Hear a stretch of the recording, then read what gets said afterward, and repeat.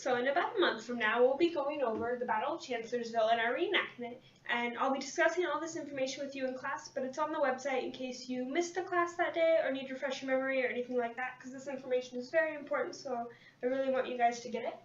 So in the Battle of Chancellorsville, you have Robert E. Lee sitting here, and John Sedgwick is currently attacking him, and John Sedgwick's goal is to steal supplies and things like that from Lee. He doesn't want to actually gain any ground, and he's not really in it from a military position to win a battle. And so Joseph Hooker is currently advancing, and he's coming toward Lee's back, which is considered exposed at this point. And so Lee has to make a military decision with either to turn around and fight Joseph Hooker or to continue fighting John Sedgwick. And he decides to do neither, so he takes and he splits his force in two. So he leaves 1/5 of his soldiers here fighting John Sedgwick, and he sends 4/5 of his soldiers up here with Stonewall Jackson. And so Stonewall Jackson, instead of deciding to attack on the front right here for Joseph Hooker, he goes and he actually takes the men around this way, and he attacks on this side, and it surprises Joseph Hooker.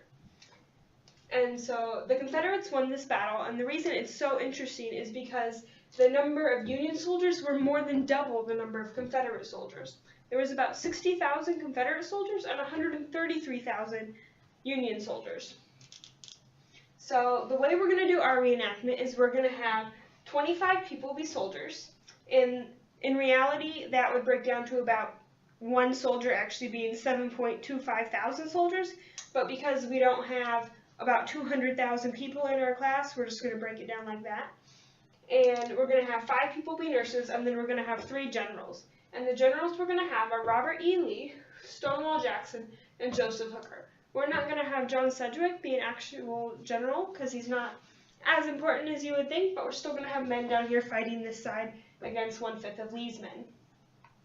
If you're a nurse, there will only be 5 of you, but in reality there was between 2,000 to 21,000 nurses in the Civil War on each side, but some were volunteers and they weren't all paid through the Union or the Confederacy, so it's really hard to get an actual number, so we can't be sure that your number represents the actual number of nurses.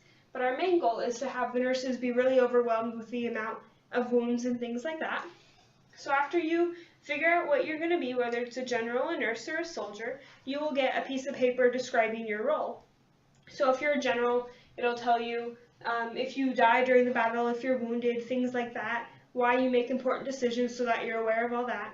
If you're a soldier, it'll tell you which front you're on, whether it's with John Sedgwick's men, Lee's men, Jackson's men, or Joseph Hooker's men. And then you'll be able to go through and understand why you're doing this.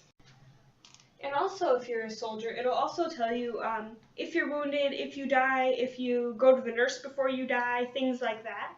And it'll tell you how many minutes into the battle you die. And the reason we're going to do this is to demonstrate the number of losses and like the order and timing in which they happened.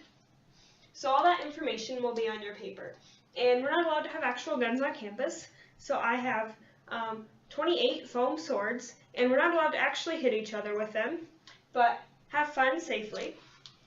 And the reason we're doing this is because the weapons that they used, the muskets, were very cumbersome. So the foam swords, they fling around and they get caught in the wind and they'll just be in the way, so it's just to kind of understand that. And then after we do this battle, we're all going to get together and think of some key questions, such as like, how did you feel? Nurses talk about amount of supplies, because you'll be given bandages versus amount of wounds and things like that, and just talk about supplies and how well you were prepared. Soldiers talk about if it's intimidating seeing all these people run at you when you know you're just a small group and things like that. And keep in mind that during this battle, Lee had no idea that he would win. It was just a total gamble on his part. So just keep in mind things like this, and we'll go over and have a big group discussion in class, and I'll post actual discussion questions later when we get closer to it, because it's easier to keep them in mind when you have them closer to the event versus giving them to you a month earlier. So just so that you guys are all aware of the breakdown and how this will work, this square right here represents the field right outside our classroom, right next to the football fields, and so this is where we'll be doing it. Over down here we have John Sedgwick's unit, and we'll have 4 people in there. Right here is General E. Lee's unit, and we'll have 3 people, not including Lee, in this unit. Right here we'll have Jackson's unit, and we'll have 6 people, not including Stonewall Jackson in it. And then we'll have Thomas Hooker's unit, and we'll have 12 people, not including Thomas Hooker in it. And then we'll have 2 nurses stations. We'll have the Confederate nurses station, which has 2 nurses, and then we'll have the Union nurses station, which has 3 nurses. And we'll go over the actual battle more when it comes closer to the time, so you guys will understand what happens and different reasonings and things like that. But this is just so you guys have an idea of what will be happening.